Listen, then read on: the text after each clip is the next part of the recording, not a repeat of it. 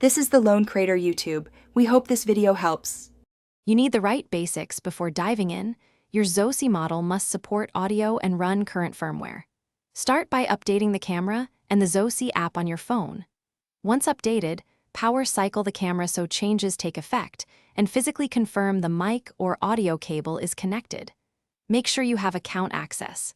These steps remove common software and hardware blockers. They speed up configuration and prevent chasing phantom errors later when you enable audio features. Open the Zosi app and select the camera, then go to Settings and tap Audio. Toggle live audio so you can hear the stream, and enable two-way talk if you want to speak through the camera. Set the speaker volume to 50-80% to start. Grant microphone permission to the app on your phone and allow local storage if prompted for recordings.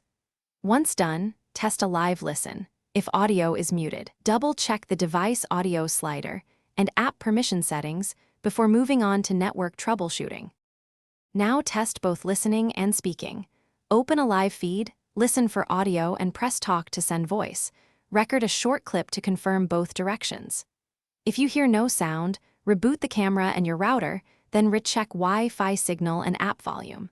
For remote issues, ensure UPnP or port forwarding is configured and firmware matches app requirements. One key tip: always verify the phone's microphone permission and the camera firmware. Most persistent audio problems trace back to permission or outdated firmware mismatches. Thanks for watching. Consider subscribing if we helped you.